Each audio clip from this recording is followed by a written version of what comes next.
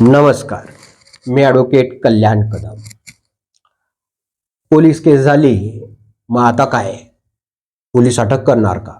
Gel होणार का? जामीन केव्हा मिळणार? काय असतो जामीन? काय असते ही पोलीस केस? ह्या सगळ्या प्रश्नांचा जो आपल्याला भडीमार होतो एखाद्यावर जेव्हा कधी गुन्हा दाखल झाला असं आपल्याला कळतं. तर अशा अनेक प्रश्नांची उत्तरे देणारा आजचा खास व्हिडिओ आवडल्यास लाईक करा, जमल्यास शेअर करा जवळच्यांना. कायद्याचं हे ज्ञान सामान्य माणसांपर्यंत पोहोचावं म्हणूनच कल्याण कदमचा या चॅनलचा हाच उद्देश.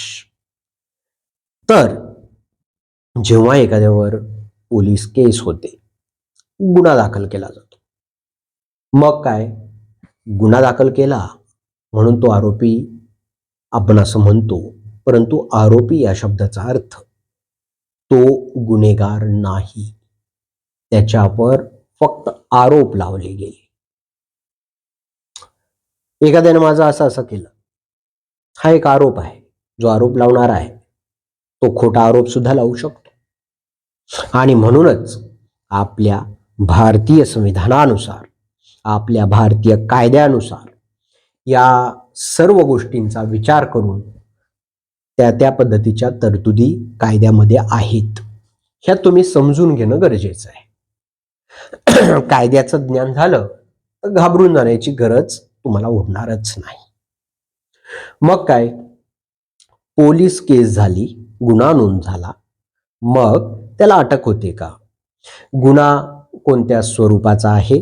त्याला अटक केल्यानंतर मग त्याला पोलीस कस्टडी म्हणजे 24 तासाच्या आत, मी मागच्या एका व्हिडिओमध्ये सांगितलं होतं की 24 तासाच्या आत त्याला मॅजिस्ट्रेट समोर हजर करणं बंधनकारक असतं.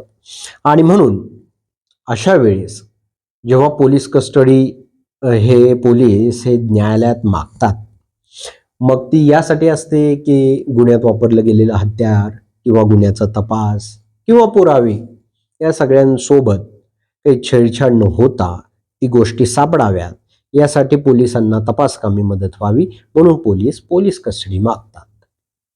पोलीस कस्टडी म्हणजे नेमकं काय? पोलीस कस्टडी म्हणजे लॉकअप, पोलिसांच्या ताब्यात ठेवणं तपासकामी मदत होण्यासाठी. नंबर 1 चा मुद्दा क्लिअर झाला, पोलीस कस्टडी. नंबर 2 चा मुद्दा आहे न्यायालयीन कोठडी. आता पोलीस कोठडी, न्यायालयीन कोठडी, मग हे काय? पोलीस कस्टडी आणि न्यायालयीन कोठडी. न्यायालयीन कोठडी म्हणजे ज्युडिशियल कस्टडी.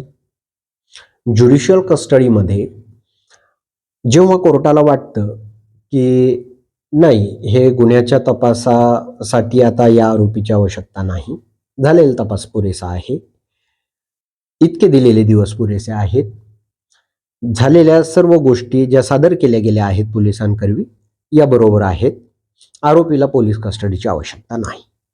अशा वेळी न्यायालय म्हणजेच कोर्ट त्याला ज्युडिशियल कस्टडीमध्ये ठेवतं.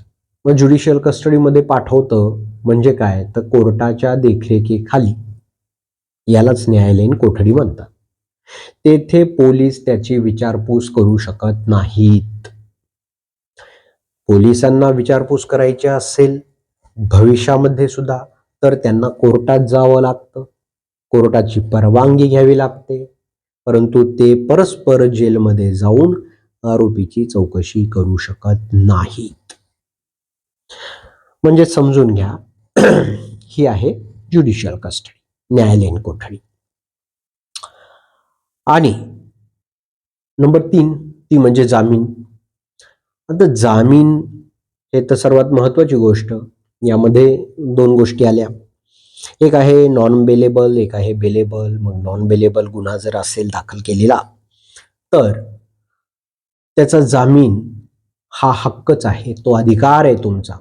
तुम्हाला जामीन पोलीस प्रशासनाकडून अन्यथा कोर्टाकडून मिळतोच. आणि नंबर 2 बेलेबल, जर गुन्हा दाखल झाला असेल, त्या पद्धतीची केस असेल तर मात्र इथे कोर्टाचा विवेक चालतो. तुमच्या वतीनं लढणारा, प्रामाणिकपणे तुमची बाजू मांडणारा, भरभक्कम असे तुमच्या बाजूने असणाऱ्या गोष्टी सादर करणारा वकील त्या तुमच्या बाजूने सादर करून तुम्हाला त्या पेच प्रसंगातून जामीन देऊन सोडून घेतो.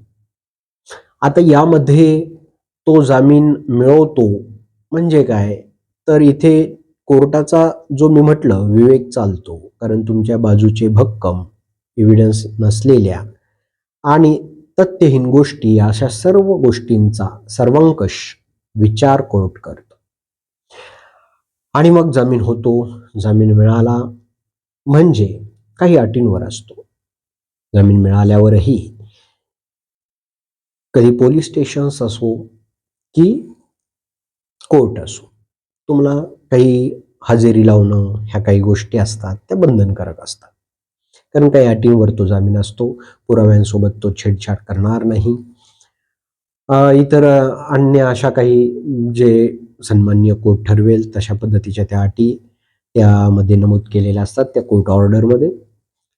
तर त्या अटींनी ती झालेली ऑर्डर म्हणजे तो कागदच, त्यालाच म्हणायचं जामीन.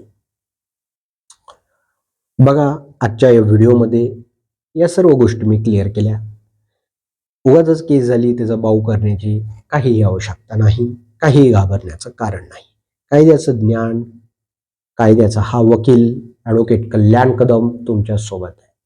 कोणत्याही कायदेशीर अडचणी असतील, कोणतेही कायद्याच्या बाबतीतलं अज्ञानामुळे काही प्रश्न निर्माण झाले असतील, तर तुम्ही कायदेविषयक सल्ला नक्की घेऊ शकता.